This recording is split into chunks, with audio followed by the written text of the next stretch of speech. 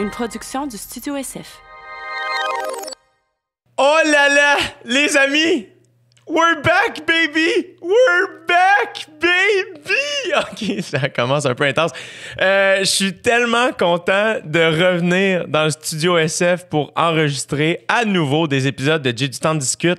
En ces drôles de moments, le studio a réouvert. Donc, j'espère que vous allez bien.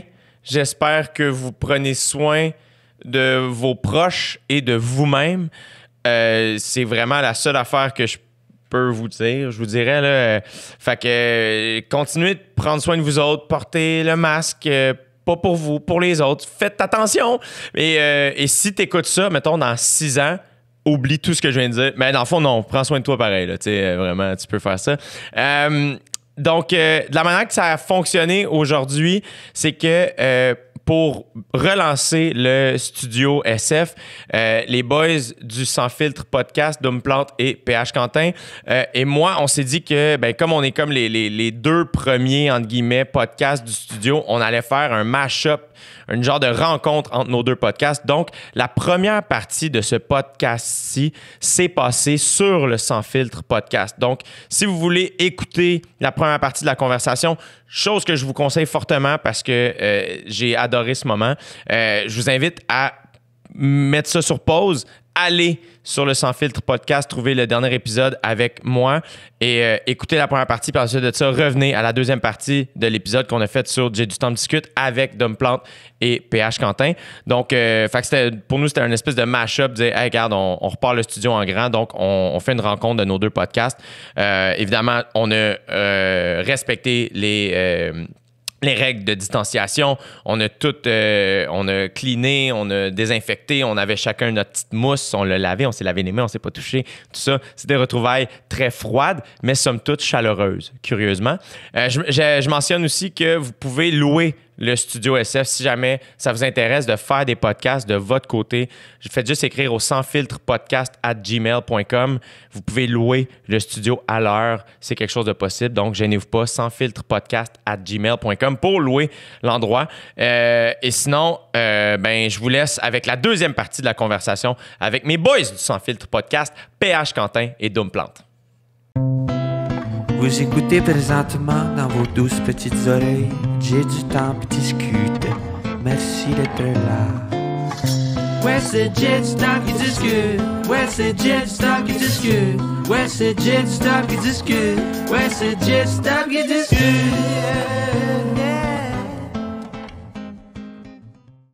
Alright, c'est reparti.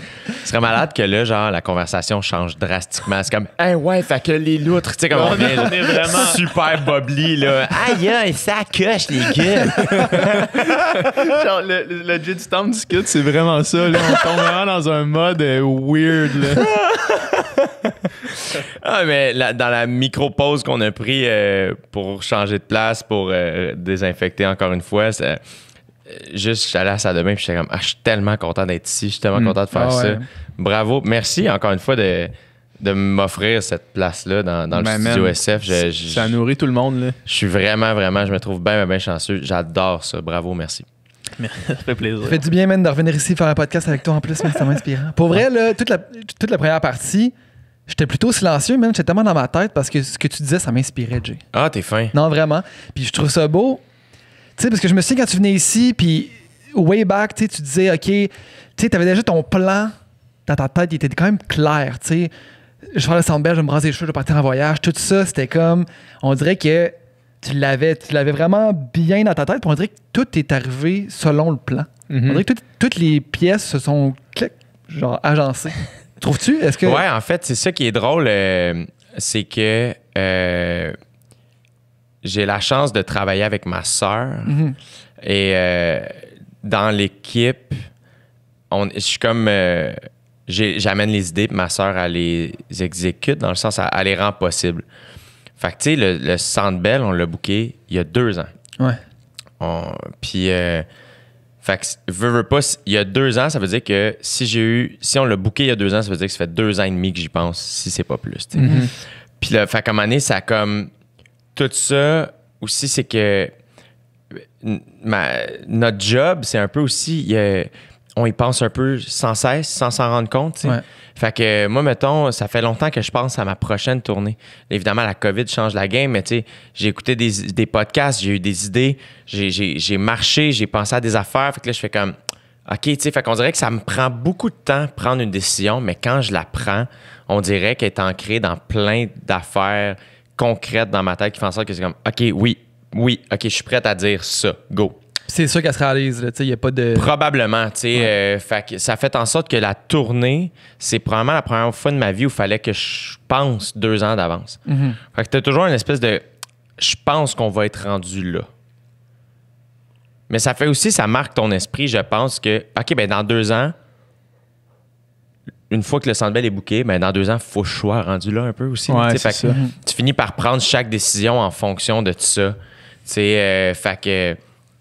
Puis, tu sais, même dans le temps que je faisais des bars, c'était ça. Je me souviens, à un moment donné, j'avais majoritairement fait des shows à Montréal pendant l'année. Puis, juin est arrivé, puis les festivals étaient à Québec, Bécomo, étaient en région, Val-d'Or, Gatineau. Puis là, je dirais, j'étais comme, fuck, je suis pas sorti. Mes jokes, sont-tu corrects pour. Sont-tu montréalais? J'ai-tu des jokes juste du métro puis de Berry-UQAM? De Rachel Un Berry? tu sais, stand-up comme... qui est juste sur Berry-UQAM.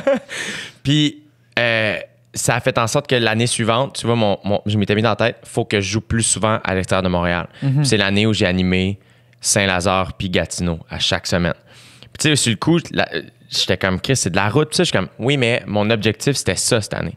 C'était de m'assurer que je joue plus souvent à l'extérieur de Montréal pour juste ouvrir mon écriture un peu. T'sais. Fait que je pense que ça, c'est le genre d'affaire aussi où c'était un peu un plan où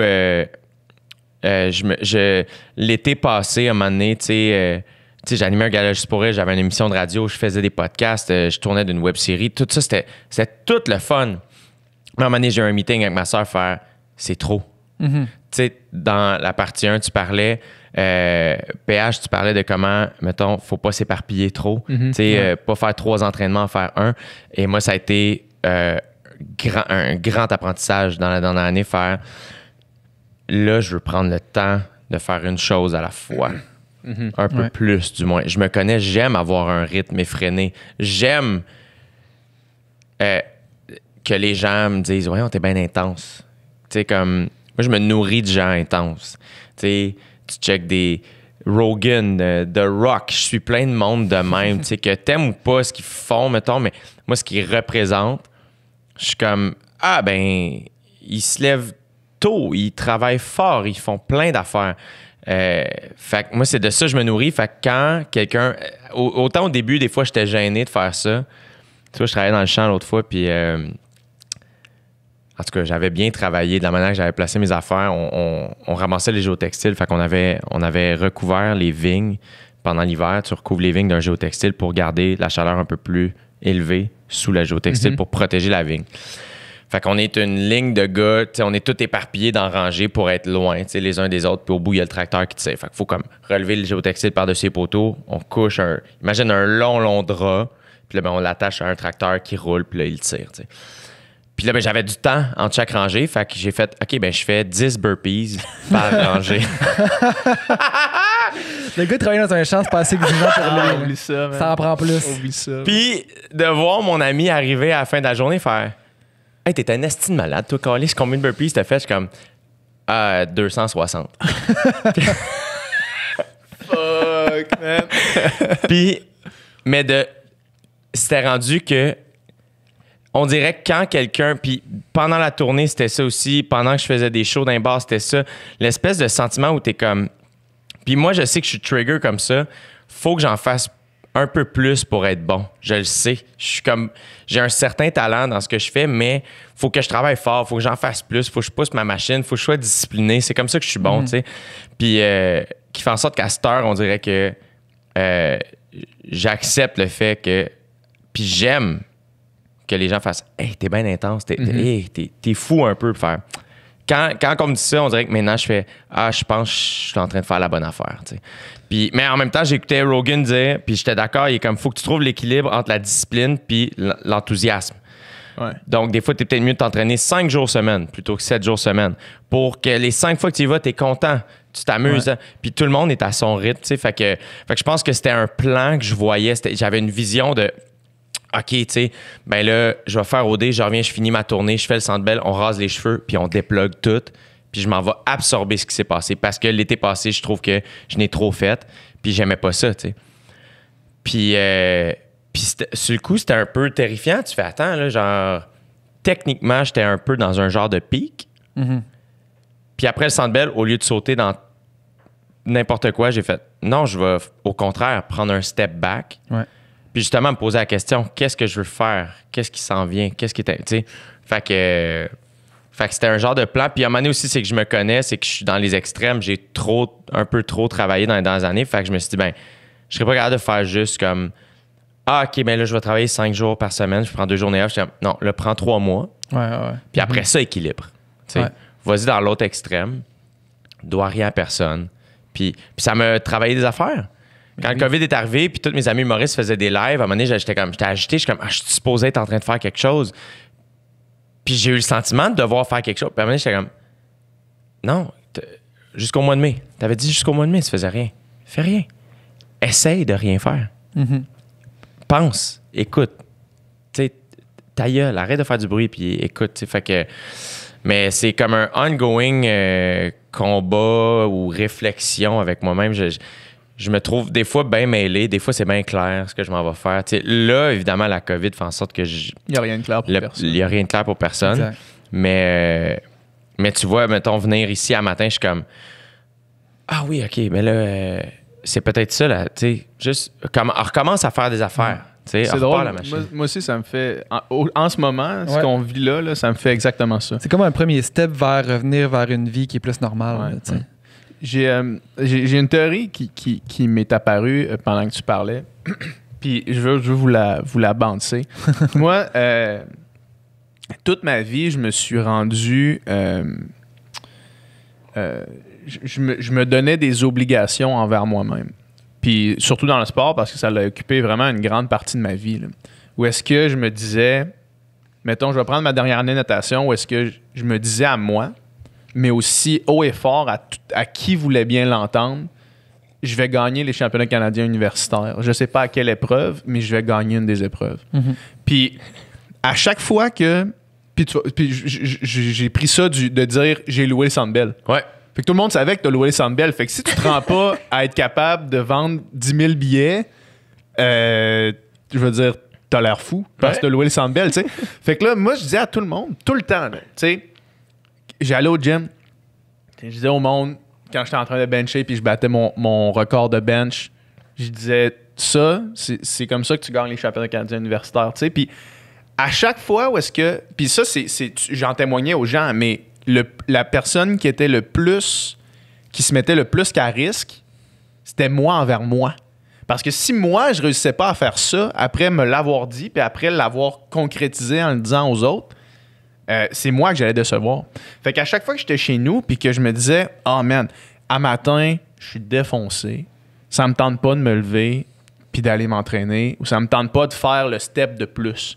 Ça me tente pas d'arriver dans la piscine, puis à la place de juste faire l'entraînement comme le coach l'a dit, de me donner à 110%. Ça me tente pas de me mettre dans la zone rouge, ça me tente pas de tout ça. Mais je me disais, Chris, man, tout le monde ici est au courant que tu veux gagner les championnats canadiens universitaires. Puis, si tu les gagnes pas, tu vas avoir mené tout ce monde-là, y compris toi, en bateau.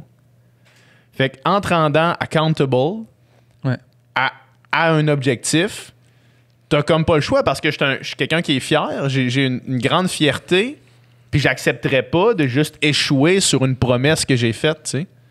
Fait que là, je me rends comme moi responsable de mes propres actions. Puis en faisant ça, ça fait comme guider un petit peu ma direction. Puis c'est facile à illustrer dans le sport. Ouais. Parce qu'admettons que je dis « Hey, je veux me qualifier pour le marathon de Boston », puis que je dis ça à tout le monde, ben c'est facile à quantifier. Tu sais, c'est quoi qu'il faut que tu fasses pour te qualifier. Maintenant, comment tu fais pour mettre ça dans ta vie? Ouais. Comment tu mets des landmarks, des objectifs au loin dans ta vie qui te permettent de te lever le matin, de le dire à tout le monde, puis d'y aller. Tu sais, le Centre Bell, professionnellement, c'est un bon point, tu sais. Ouais, mais tu vois, après ça, le plus, c'est ce que tu viens de dire.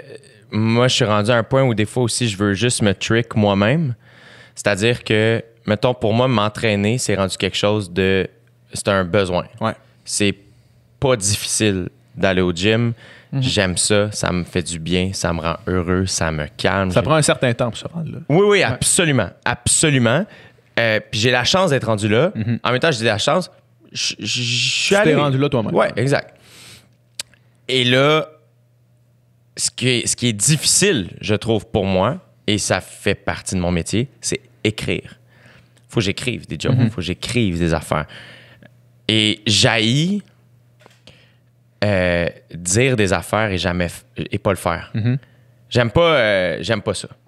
Fait que là, j'ai trick mon mind en me disant, OK, ben à partir de telle date, 4 fois par semaine, choisis ta journée. Faut que tu écrives le temps que tu veux. Comme le temps que tu écris, c'est le temps que tu as dans le gym. Fait que si j'écris 15 minutes, ben j'ai juste 15 minutes dans le gym, mettons. Mais si je veux m'entraîner 1h30, il faut que j'écrive 1h30. Ouais. Fait que je me trick moi-même à ce petit jeu-là, mais qui a fait en sorte que, ben, je me mets un timer, je mets mon téléphone dans l'autre pièce, je fais, ben, je veux écrire 1h30. Go. Puis là, ben, je pars. Puis là, à un moment donné, j'ai rien à dire ou j'ai rien à écrire. Puis là, c'est comme, OK, ben, retourne, check tes notes. Ah, il y a telle affaire. Puis là, ben, je repars. Puis là, ben, mais ce qui est tough, c'est de partir la machine, c'est de créer l'habitude, tu sais. Mais c'est fou comment, tu sais, on est juste notre propre ennemi. Puis tout le monde n'est pas fait de la même manière. Fait que, tu sais, c'est chacun nos trucs, tu sais, mais c'est de trouver ce qui te trigger toi, ce qui te motive toi, qu'est-ce qui te met toi dans la zone, qu'est-ce qui est important pour toi, c'est quoi tes objectifs, c'est quoi tes objectifs clairs, des objectifs réalisables, tu sais. Ouais. Fait que... Il y a quelque chose qui... je te recommande une lecture, puis la prochaine fois qu'on se verra, je te l'amènerai parce que je l'ai chez nous. Un auteur japonais qui s'appelle Haruki Murakami, c'est plusieurs fois considéré pour le prix Nobel de la littérature, là, mais il n'est pas assez vieux puis assez en fin de carrière pour l'emporter, mais il a écrit un livre qui s'appelle, c'est un essai, ça s'appelle « Autoportrait de l'auteur en coureur de fond ». Puis il compare son entraînement pour un marathon. Il a couru 3h30 au marathon, ce qui est tout à fait average, mais il partait de rien, tu sais. Puis il compare sa technique d'écriture avec son entraînement pour le marathon. Puis il dit, à chaque jour, je m'entraînais 2 heures pour atteindre mon objectif de marathon. Puis il dit, à un moment donné, j'ai réalisé que quand j'avais un projet d'écriture, fallait que je me dise, tu passes 2 heures devant devant ton bureau d'écriture avec aucune autre distraction. Puis il dit, des fois, c'était 2 heures devant une page blanche.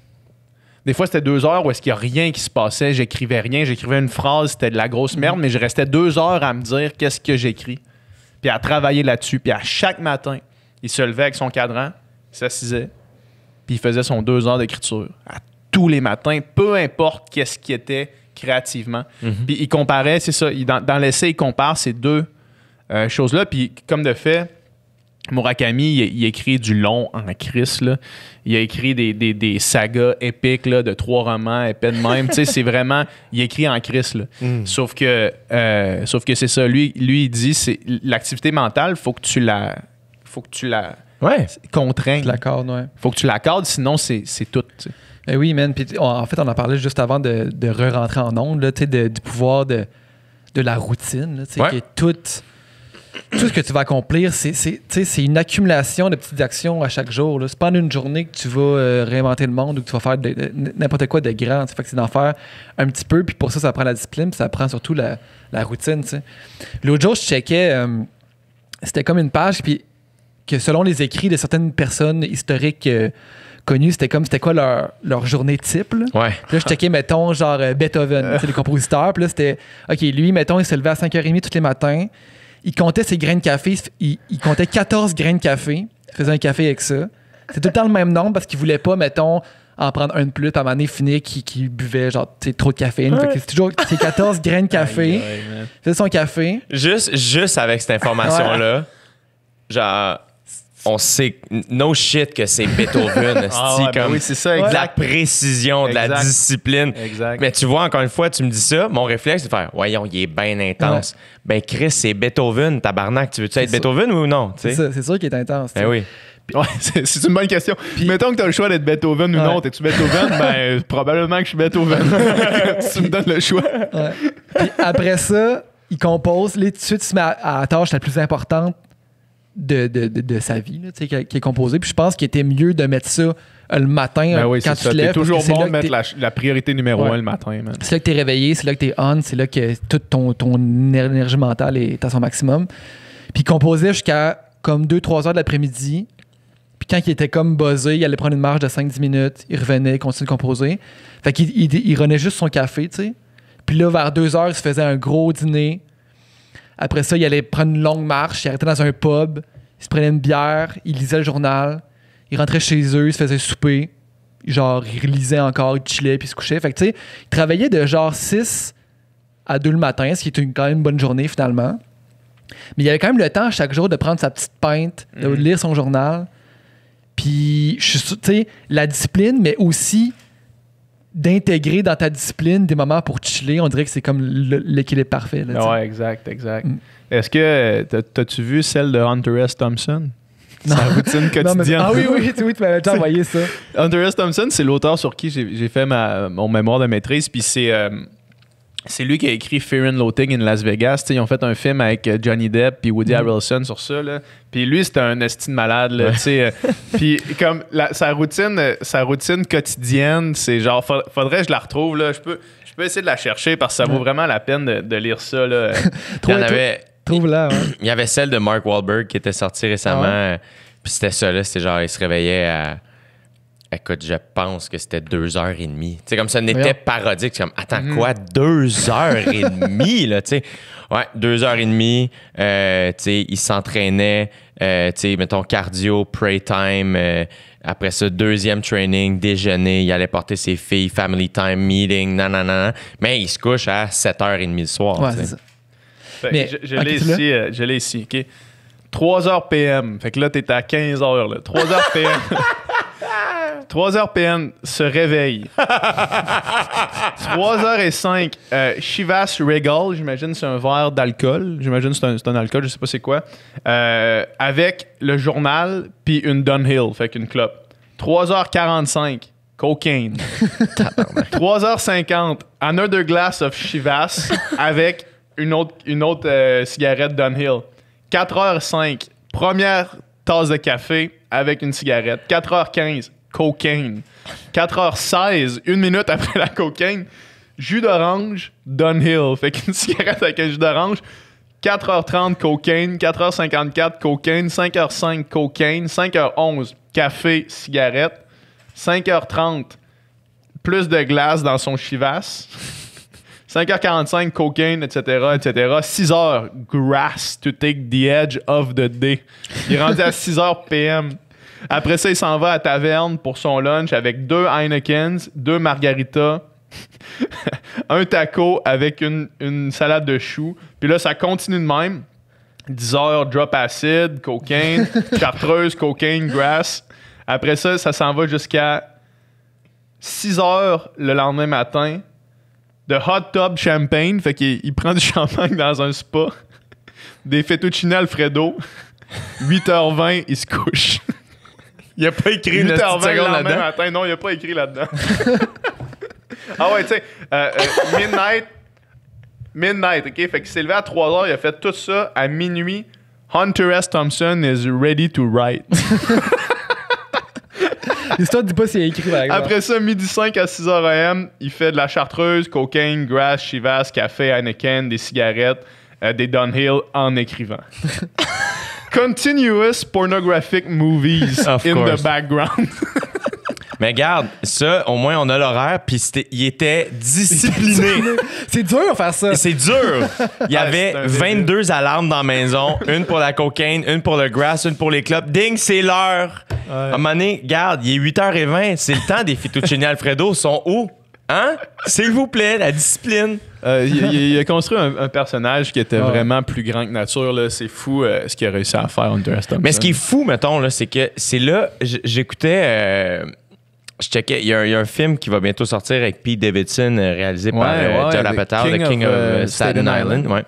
Puis Et ils ont fait un autre film, c'est pas Judd Apatow qui réalise, mais Pete Davidson a fait un autre film qui est disponible sur Hulu, que j'ai pas vu, là, mais qui s'appelle Big Time Adolescence, avec son ami Machine Gun Kelly, le chanteur, là, j'oublie son nom d'acteur, là, qui joue dans... Je pense que c'est Machine Gun, son nom sur son certificat de naissance. Puis tu vois, il comptait une journée de tournage où les deux sont là, tu sais. Puis... Pete Davidson, c'est un pothead, là. Big time. Big time. Il y a la maladie de Crohn. Puis, fait que, ça se veut du pot médicinal, mais il en fait des bonnes jokes, lui aussi. Là, il est comme, yeah, whatever. Là, Fait que, et Machine Gun Kelly, finalement, il vient les rejoindre pour le tournage. Puis, genre, ils finissent, mettons qu'ils finissent à 5h30 le soir de tournée. Puis, genre, Davidson, il vient les rejoindre. Ils prennent du moche. Comme il est 6 heures le soir, là, j'ai jamais fait de moche, mais je pense que ça va te mener à tort. Là, ouais, ça t'amène loin. Et là, après ça, pendant le tour, là, ils font OK, on va aller tourner un vidéoclip pour Machine Gun Kelly. Fait qu'il appelle son réalisateur. Viens-t'en, on est à telle place. On a acheté des chars. Ils ont acheté des chars. Puis là, tu sais, vraiment des ados qui ont de l'argent et du succès. Mais en plus, ça marche, leur affaire. C'est ça qui est fucked up. Tourne le truc, se couche à 4 h du matin, se lève pour tourner. Puis sur l'heure du dîner, ils finissent le vidéoclip. Mais ils sont encore buzzés. Puis je te jure, je regardais ça, puis j'étais comme... Il y a une partie de moi qui aimerait ça, être capable d'avoir un peu de se laisser aller là. Mm-hmm. Je l'ai pas du tout. Je l'ai pas du tout. Je suis super... si j'ai un truc à faire, je suis comme, ah non, dans deux jours. Tu sais, ça m'est arrivé de dire, dans 4 jours, j'étais à faire. Mes amis sont, mais ta gueule, tu peux venir prendre une bière à soir, là, ça va, là, tu sais. Mais après ça, par exemple, c'est que une fois rendu dans le bar, c'est sûr, je le close. C'est ça l'affaire aussi, tu sais.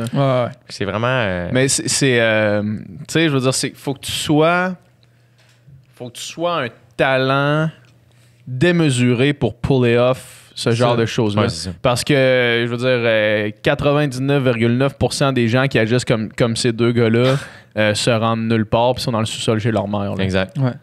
Mais il y a quand même une vertu à maner aussi juste agir sur ton instinct. Ouais, tout à fait. Plutôt que de surintellectualiser, penser, analyser les affaires. Il y a de quoi de genre... OK, lui, ces gars-là, man, ils le font là, go, on fait ça, that's it. Puis tu sais, le lendemain ça sort. Probablement que le clip, je sais pas s'il est sorti, mais tu sais. Oui, il est sorti le clip, c'est El Loco, je pense. OK. Tu sais, c'est ça, c'est comme go, on fait de quoi là, tu sais, on pense pas trop. Puis il y a t'es quoi pas obligé de nice de faire pareil un short ici, film à chaque fois que tu fais quelque chose. T'es pas obligé de passer pendant 6 mois, puis tu sais, que chaque détail soit. Parce que des fois, quand tu fais ça, le pire, c'est que le résultat, il est moins même pas meilleur que quand tu fais de quoi qui vient des mais c'est là où je pense que ça dépend de la personnalité. Ah ouais. Mettons, avec moi, j'aimerais ça de même. La vérité, je suis pas faite comme ça. Ouais. Moi, je culpabilise à rien. La culpabilité, c'est ça qui me coule dans les veines, mon gars. Je travaille à sortir ça de mon corps. Fait mais moi, mettons, je suis comme, ah non, c'est ça, tu vois, moi, il faut que je sois un peu discipliné, il faut que je fasse attention. Puis après ça veut pas dire que je suis vraiment plus lousse que ben du monde, tu sais. Mais après ça, ben pour eux, ça fonctionne. Pour eux, c'est la manière de faire, tu sais. Puis après ça, ça dépend de plein d'affaires, tu sais. Je pense que c'est juste une affaire de personnalité. Puis, tu sais, comme... J'ai regardé ça, puis il y a une partie de moi qui était comme, ah, j'aimerais ça être un peu plus comme eux. Puis en même temps, je fais, ah, non, là, tu sais, c'est juste sont autre chose que moi. Souvent, je vais admirer des gens qui sont très loin ou du moins, en tout cas, tu sais, Pete Davidson, je sais pas pourquoi, mais je l'aime beaucoup, ce gars-là. Puis pourtant, son special, je l'ai pas trouvé très bon. Tu sais, je le trouve pas tant à son affaire, mais il y a de quoi de fucking real chez lui. Il y a de quoi de raw en crise dans sa personnalité, exact. Dans la façon qu'il est sur scène. Tu sais, des Seth Rogen, des gars de même, c'est justement des gars, tu te dis, c'est des chillers. Puis ça marche. C'est chilleux professionnel. Ça marche à fond. Mais Rogan, ça travaille. Tu sais, Seth Rogen, là, man, j'ai écouté son entrevue à Off Camera with Sam Jones. Puis, tu sais, man, c'est un gars qui travaille. Lui puis Evan, tu sais, son partner, qui écrit. Ils écrivent des films, man. Puis ils produisent des trucs. Puis mais c'est ça qui est fucked up, c'est qu'ils ont trouvé l'équilibre. C'est qu'ils ont créé leur job. C'est ça l'affaire. Ils ont créé leur affaire à eux autres. Puis c'est ça qu'ils expliquaient dans l'entrevue, c'est que ils ont fait Superbad. Tu sais, Superbad, ils ont commencé à l'écrire à 12-13 ans, là. Ah ouais? Ils ont commencé à écrire ça quand il Son était... partner, c'est-tu le gars qui joue avec lui dans Superbad? Non, OK. Non, c'est son partner, il joue pas, si je me trompe pas. Là, je m'avance un peu, là, mais Evan, je pense qu'il a réalisé un peu, mais on le voit pas. Puis, dans Superbad... L'autre policier, c'est qui? c'est Bill Hader. Ouais, Bill... En tout cas, peu importe. C'est Bill Hader, oui. J'avais Bill Maher en tête, mais c'est un autre doute. Bill Hader, qui est drôle en Christ, là, tu sais, puis qui est une machine. Un ancien SNL. Ouais. Puis qui est un gars qui était, genre, assistant de prod, là. Lui, il travaillait en arrière de la caméra, là. Puis tout le long qu'il a été à SNL, il a été super nerveux, super anxieux. Comme, ça a pris 2 ans, je pense, puis à un moment donné, c'est Lorne Michaels, le producteur, qui est canadien, by the way, qui a dit, tu sais que tu peux travailler ici aussi longtemps que tu veux, comme calme tes nerfs, genre. T'es correct. T'es fucking bon, genre, arrête. Ouais. Mais au départ, quand Evan puis Seth Rogen sont mis à écrire Superbad, dans leur tête, parce que c'est ça le nom des 2 personnages, qui sont joués par finalement Jonah Hill puis Michael Cera. Puis, mais bref, fait que c'est des gars, c'est des gars qui écrivent, c'est des gars qui travaillent, tu sais. Ils ont écrit Superbad, ils ont écrit Pineapple Express, ils ont fait avec les 2 hits. Puis là, ils racontent que quand ils ont écrit leur 3e film que j'oublie, là, soudainement, ils étaient rendus les stars du studio. Le studio, ils ont callé un meeting un moment donné pour donner des notes sur le scénario. Puis Seth Rogen est comme, qu'est-ce qui se passe en ce moment? C'est quoi qui se passe? Je comprends pas. Puis, on vous donne des notes. Il est comme, dude, on vient de faire 2 hits sans avoir votre input. Vous pensez vrai comme. Fait que c'est un gars, ce que je trouve cool de ça, c'est que aussi, c'est sans compromis ce qu'ils font. C'est comme, non, nous, c'est ça qu'on fait. Laisse-nous faire ça. On a une idée, on va aller au bout de cette idée-là. Puis on va voir si c'est bon ou non, mais au moins, on va aller au bout de cette affaire-là. Fucking intéressant. Mais c'est ça, des fois, tu te demandes des personnalités comme ça. Puis je pense surtout en musique, là, tu te dis, il y a vraiment un branding, puis cette image, des fois, là, de laisser aller, de drogue, de whatever. Tu sais, c'est rare que tu vois vraiment des artistes, là, dans l'action d'écrire une tune ou d'enregistrer, d'être en studio, puis c'est ça leur vie, là, la plupart du temps. Là, oui, c'est ça. Fait qu'il y a vraiment, des fois, une part de construction, parce qu'on aime ça. On aime ça relate, probablement, puis on aime ça, je sais pas. Il y a quelque chose de romantique, il y a quelque chose de comme, tu sais, de savoir que les Stones étaient, tu sais, pétés raides. Il y a quelque chose de comme, man, c'est des rock stars. Ils ont une vie qui a rien à voir avec la nôtre. Mais après ça, à un moment donné, t'es comme... Il y a quelque chose de... On aime comme les 2 extrêmes.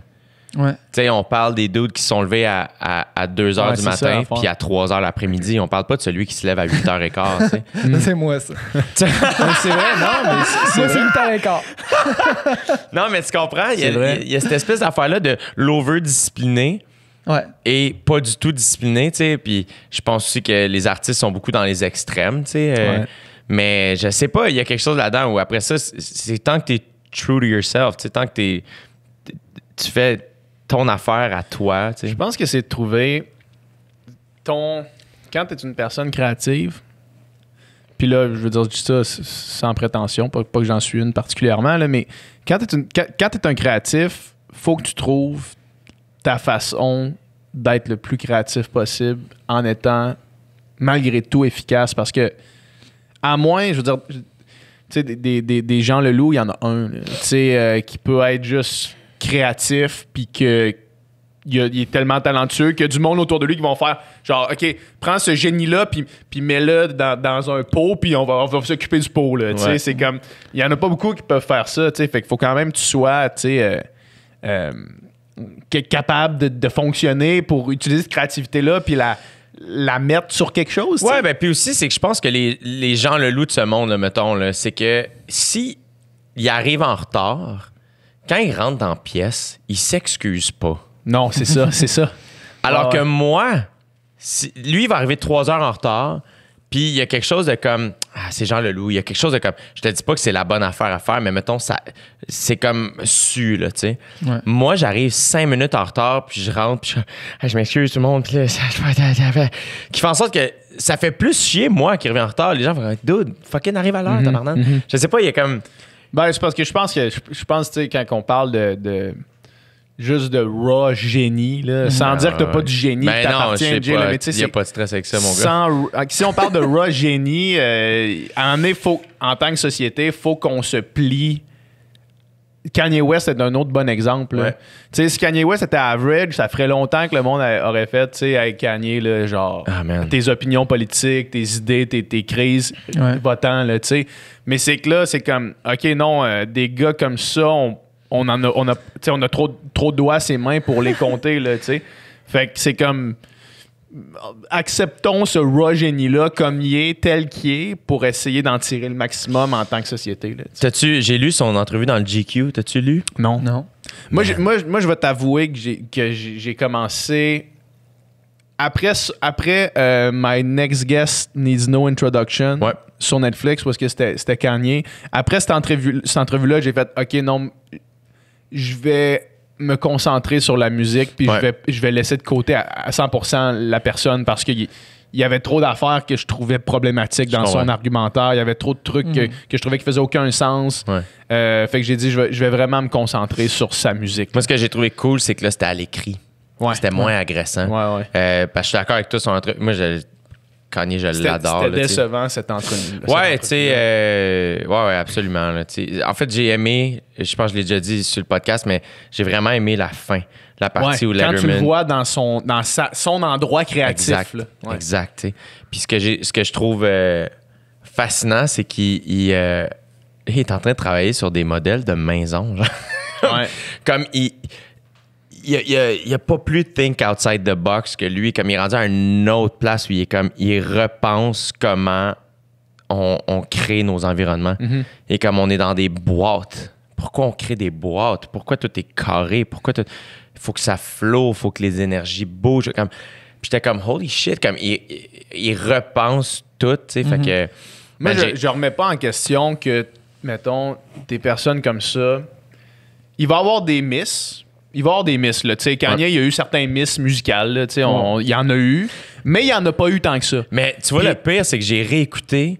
Je suis retombé dans Kids See Ghost, son projet avec Kid Cudi de 2018. C'est débile, ça. Mais ce qui est fucked up, c'est que c'est le genre de projet où souvent, c'est des projets...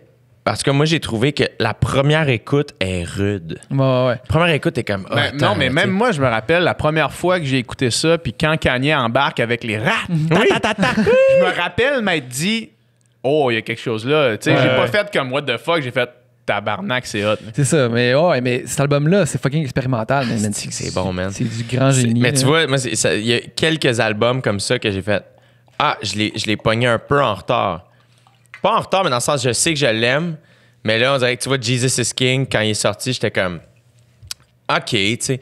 Puis là, je suis comme, c'est du Christian rap qui rock en Christ, là. Moi, j'ai adoré ça. Mais tu vois, pour dire que, tu sais, des gens comme ça, ils vont avoir certains misses des fois, tu sais. Puis, sauf que j'ai pas de doute que tu sais, il va arriver avec quelque chose qui est... Puis il dit, ça, c'est une des affaires dans l'entrevue avec Letterman qui m'est resté, que j'ai trouvé fucking pertinent, c'est qu'il dit, you want crazy sounds, you want crazy music, you want crazy everything.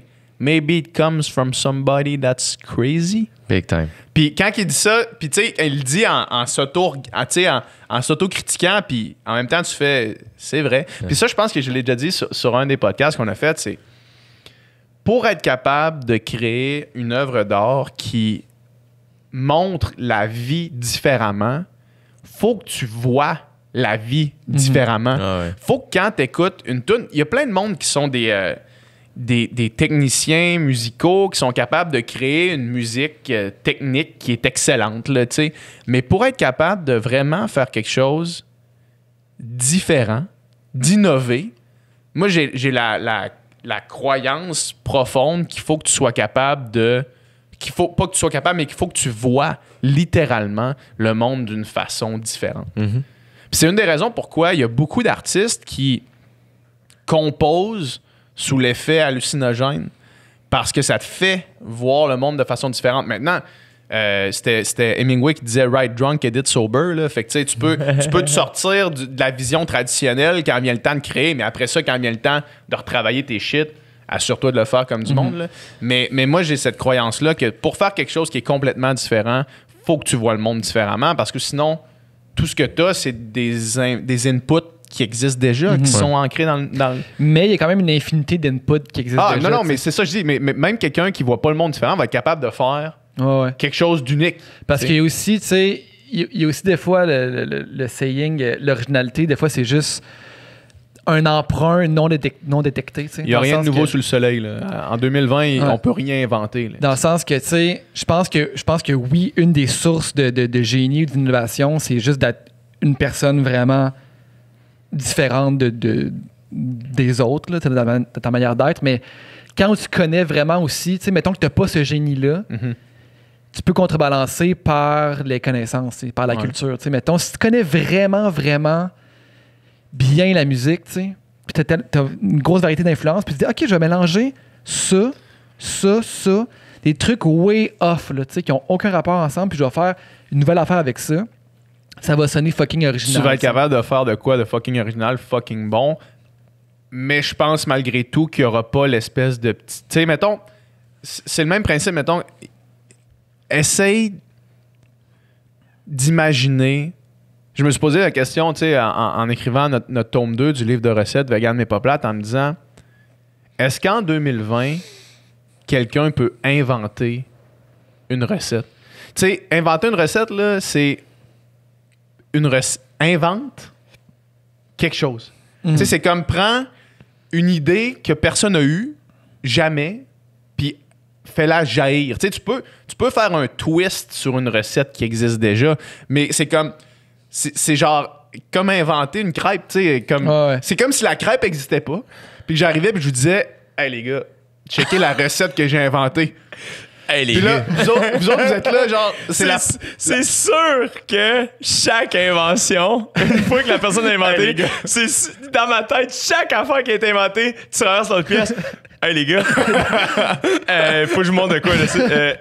J'ai inventé un divan, mais c'est aussi un lit.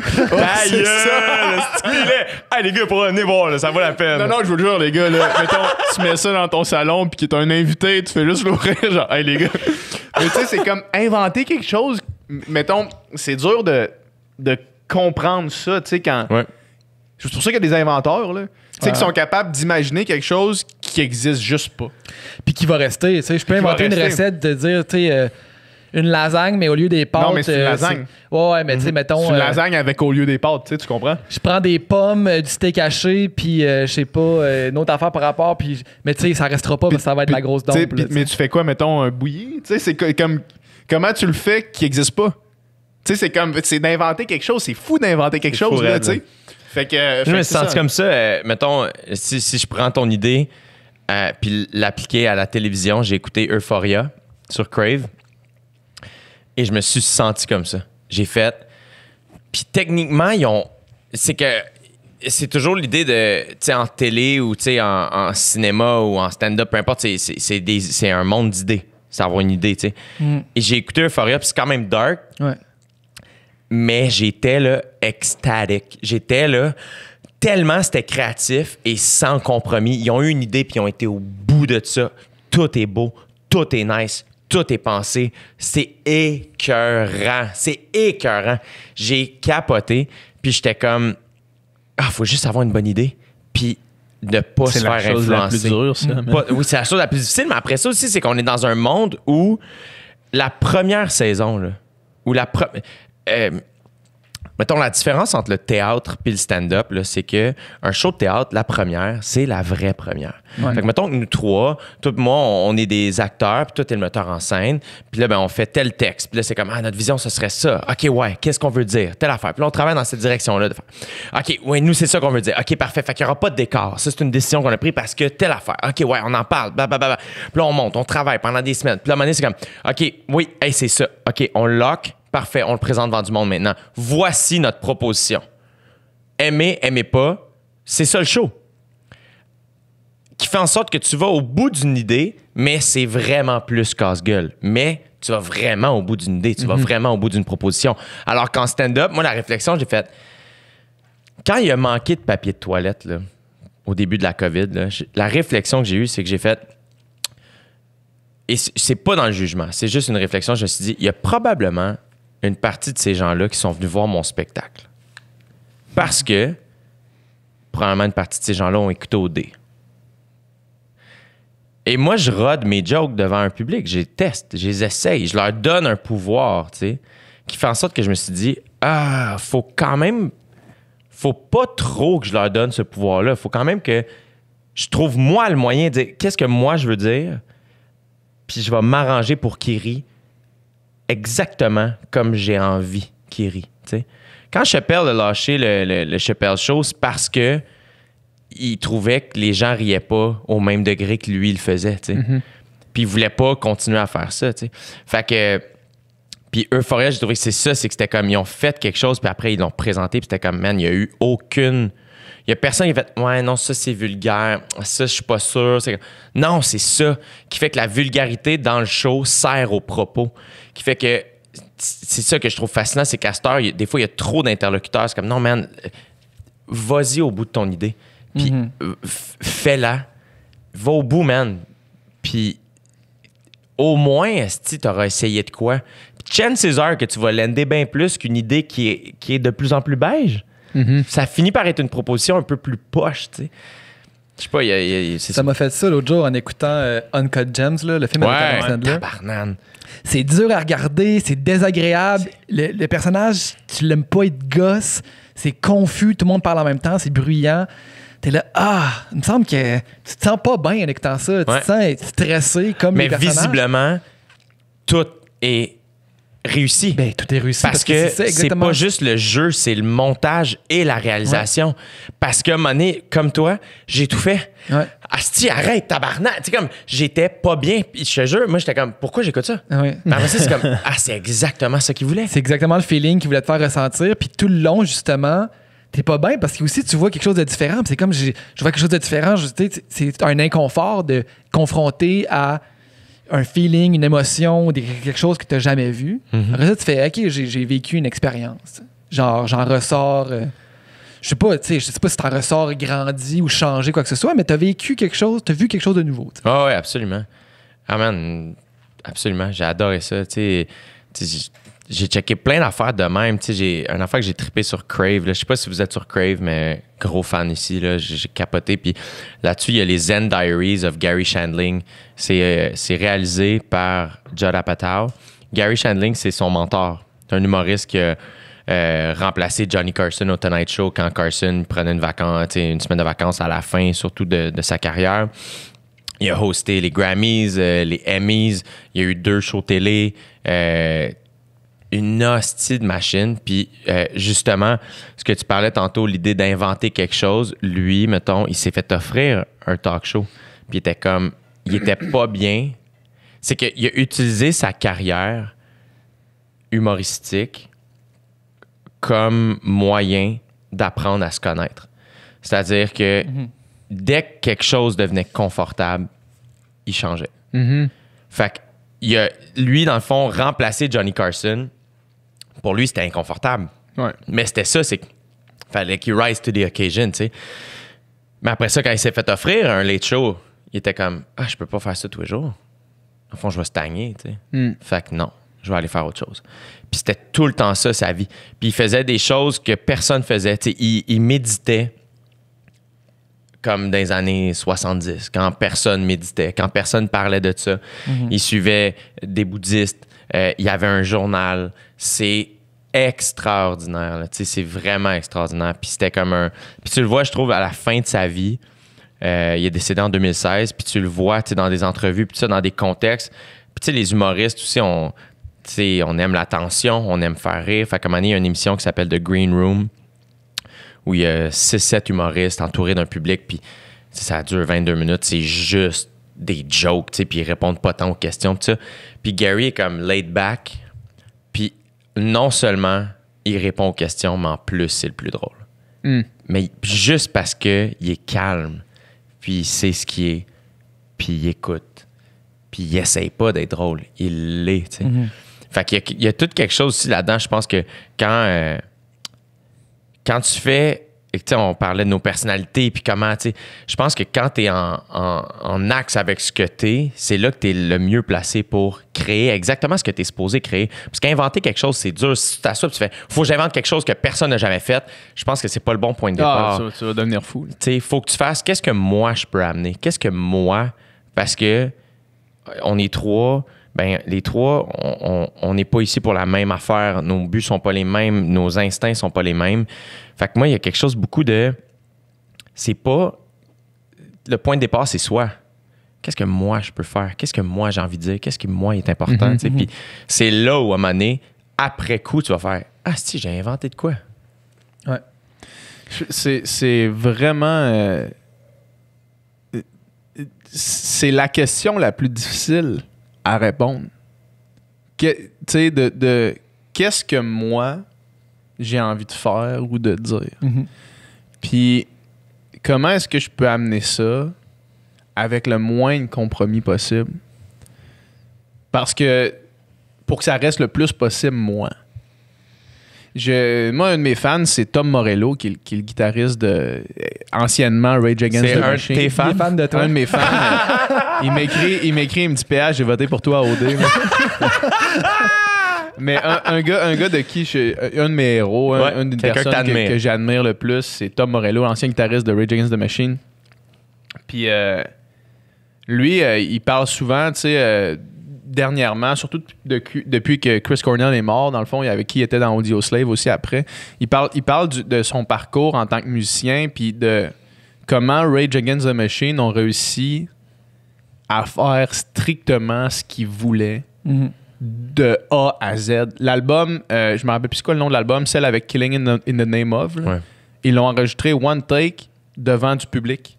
Wow. Parce que les autres se sont dit, le label disait non, vous pouvez pas mettre fuck you, I won't do what you tell me sur un album. Ben justement. Eux autres, ils ont fait ah ouais, vous voulez pas, ben on va prendre notre album ailleurs, puis quelqu'un d'autre va le faire. Puis ils l'ont fait devant le public. Tout le monde était comme ben, le son va être de la merde. Ils ont dit je m'en calais, je vais pas crier fuck you, I won't do what you tell me dans un boot.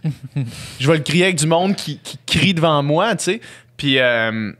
Puis ça l'a donné probablement le groupe le plus authentique ever, là, tu sais, c'est débile ce qu'ils font.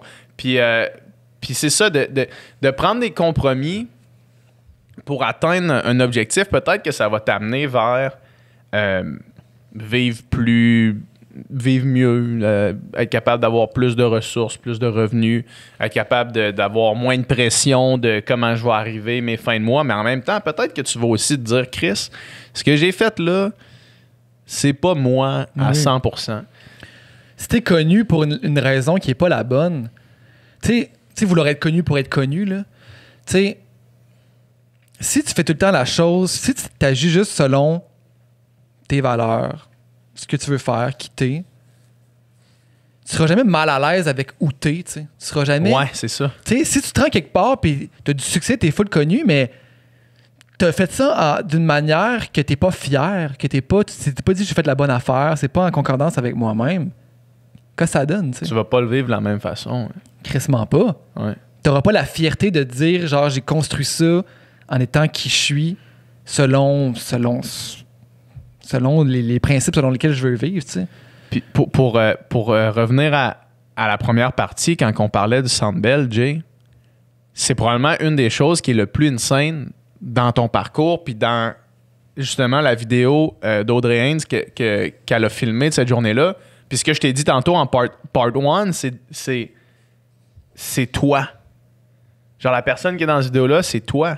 Sans aucun compromis. Je le sais, je te connais. Tu sais, fait que c'est probablement que pour toi, c'est encore plus gratifiant de t'être rendu là en faisant « Hey, tu sais-tu quoi? Ça, c'est toute mon équipe. Charles Pellerin, c'est le gars qui venait avec moi à fucking Saint-Georges-de-Beauce jouer devant 100 personnes dans un bar.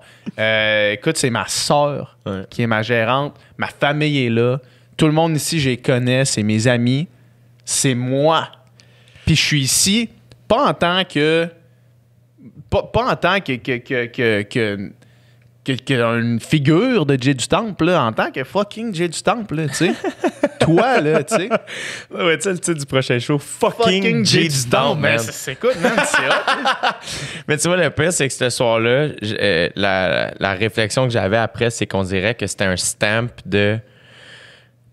Ah, j'ai pris les bonnes décisions dans les dernières années. On dirait que c'était un peu ça que ça représentait. Je me souviens pas où j'ai dit ça, mais je pense que c'était ça. C'est comme une espèce de... sais, moi, à fin 2015, j'ai pris la décision de travailler avec ma sœur, tu sais. Puis, et mon ancienne gérante, c'est la première personne qui a eu confiance en moi, c'est la première personne qui a vu quelque chose en moi. Puis, on a énormément de respect l'un pour l'autre, puis je suis encore extrêmement reconnaissant d'elle. Mais c'était pas ça. Je le filais pas, puis c'était rien de personnel. C'était par rapport à moi. J'avais besoin, je pense, d'aller travailler avec ma sœur. Mais à ce moment-là, c'était quand même un move que tout le monde était comme... Dude, qu'est-ce que tu fais, genre? T'es pas connu, t'es personne, tu vas travailler avec ta sœur, genre? Qu'est-ce que tu fais? Puis moi, j'avais aucun doute que c'était la bonne affaire pour moi. Mais il en demeure pour moi que toujours en arrière de la tête, t'es comme, je suis en train de faire la bonne affaire, tu sais. Après ça, OD débarque, là, t'es comme, fuck, je suis en train de faire la bonne affaire, man. Puis là, je pense que oui, tu sais, du moins, est-ce que je le fais avec mes valeurs, à ma manière, tu sais. Je le fais de la manière la plus real possible dans ce contexte-là. Je peux pas être plus moi-même dans ce contexte-là, tu sais. Je le fais vraiment, je mets mes limites, puis je fais ce que je suis capable de faire, tu sais. Puis après ça, Chris, OK, le one-man show, on le produit-tu nous-mêmes? Je pense que oui. T'es-tu sûr? Ouais, OK, je suis en train de faire la bonne affaire. Tout ça, tu sais, prendre mon ami Alex, que j'ai connu au football comme directeur de tournée, je suis en train de faire la bonne affaire. C'est mon technicien, man. C'est lui qui allume les lumières, qui part la toune. C'est lui qui gère ma tournée. Je fais-tu la bonne affaire? Name it, là, tu sais, tout ça, là. Et à un moment donné, on est arrivé cette journée-là, puis là, j'étais en arrière avec des amis du monde que j'aime, que je remercie. T'sais, Guillaume Girard qui faisait la mise en scène, qui est un gars de théâtre, qui est un gars qu'on s'est connu un peu sur le coin d'une table, puis tout ça, puis j'étais comme, hey man, je pense que j'ai besoin de ton aide. Puis Safia, que j'ai rencontré à cause des frères à Quatre-Levac qui ont fait Granby avec elle. Puis là, mais c'est comme, hey man, Saf, comme c'est devenu une amie, puis je pense que j'ai envie de partager ce moment-là avec toi. À un moment donné, j'ai fait, je pense que j'ai fait la bonne affaire. Je pense que j'ai fait la bonne affaire, ou du moins, à chaque fois que ces décisions-là arrivaient, je les faisais, justement, j'y pensais, puis j'étais comme, en ce moment, qui je suis, qu'est-ce que je veux faire, qu'est-ce qui est important pour moi, c'est ça, je le fais, go, tu sais. Puis, fait que je me trouve chanceux d'avoir ce genre d'instinct-là aussi, là, tu sais. J'en ai beaucoup parlé avec mes parents, puis je pense que la raison pour laquelle je fais ce que je fais dans la vie, c'est parce que je suis vraiment l'heureux mélange de vous deux. Je suis vraiment chanceux, j'ai vraiment 50-50, mon père, ma mère. Du temple, c'est le côté de ma mère, c'est les comiques, c'est les funnés, c'est les tannants, c'est les veilleux, c'est les parties, c'est ah ouais donc, c'est moi j'en ai, toi t'en as, c'est les Quirions, c'est la business. Mon père, c'est l'entrepreneuriat, mon père, c'est le côté production, mon père, c'est le côté Chris, on visait 5000 billets, on a vendu 10 000 billets. Moi, tu sais, je suis vraiment l'heureux mélange des deux, tu sais, puis fait que je me trouve c'est un heureux mélange de travail. Tu sais, souvent les gens sont comme on crée notre chance, je suis comme oui, mais la chance, c'est une vraie affaire. Il y a aussi un concours de circonstances. C'est où tu nais, tes parents, tout ça. C'est ça, pas des choses que tu as choisies. C'est des choses c'est une bénédiction. Là.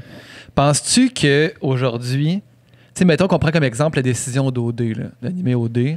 Penses-tu que peut-être que si tu pas pris cette décision-là, tu dirais quand même aujourd'hui, j'ai pris les bonnes décisions? Probable. J'espère que oui, en fait. J'espère que oui. C'est une hypothétique qui est dure. C'est impossible à savoir. C'est impossible à savoir, mais j'aime comment ça s'est fait.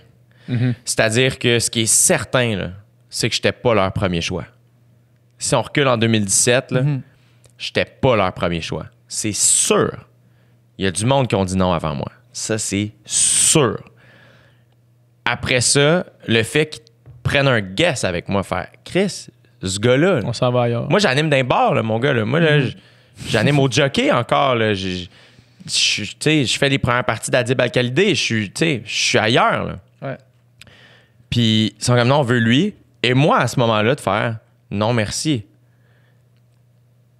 Pour vrai, non, merci. Puis moi, c'était comme clic, merci, c'est terminé cette semaine weird où je me suis fait proposer au dé. Je suis en paix avec ma décision. J'ai dit non. Puis eux qui reviennent à la charge, je fais non, c'est toi qu'on veut. Toi pour ce que t'es, puis ce que tu représentes, puis comment tu parles, puis tout ça. Puis finalement, on a discuté, puis ça a fait en sorte que j'ai fait oui. Puis ça a fait en sorte aussi que le fait que j'ai dit non, ils ont fait Chris, OK, attends, là. Fait qu'ils m'ont toujours pris. C'est probablement le projet où je suis le plus libre au dé, curieusement. Ouais. Parce qu'ils sont comme go. Ils ont confiance en moi. Ils savent since day one, ils savent. Moi, c'est comme ça que je le fais. Mais si vous n'êtes pas prêt à prendre ça, je le ferai pas. Il n'y a pas de problème, tu sais. Fait que je pense que si je l'avais pas fait, je pense que j'aurais été en paix. Mais je suis vraiment heureux de la tournure des événements.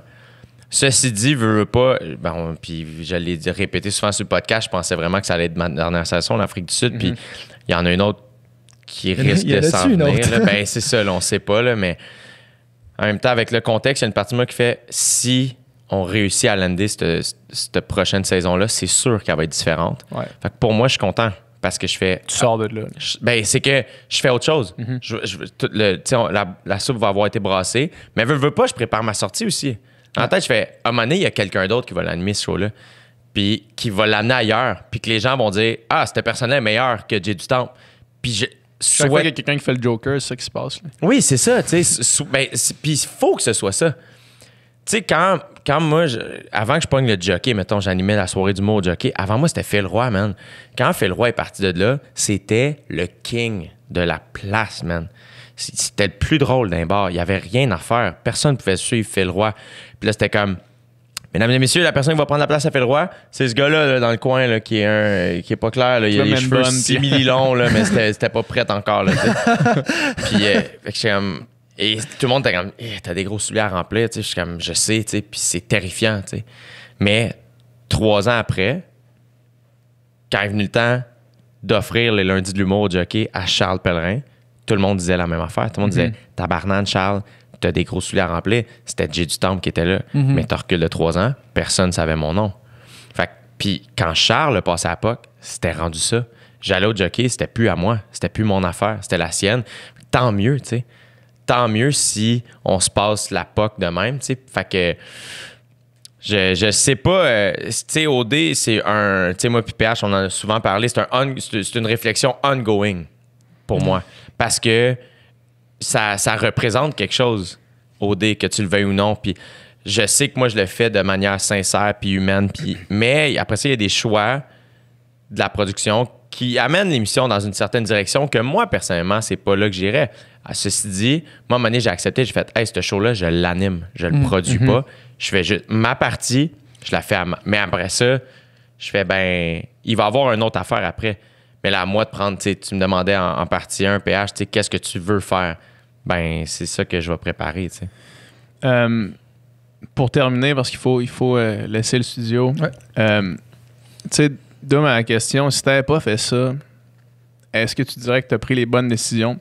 Moi, j'ai eu ces conversations-là souvent dans les dernières années, après OD, justement, de comme, qu'est-ce que tu aurais fait si tu n'avais pas fait OD? Parce qu'on s'entend que là, ma vie, maintenant, est 100% tributaire de Occupation Double. Tu sais, je veux dire, je me suis formé, etc. Puis, mais en ce moment, ce que je fais professionnellement, c'est 100% tributaire d'Occupation Double, puis je le cache pas, tu sais.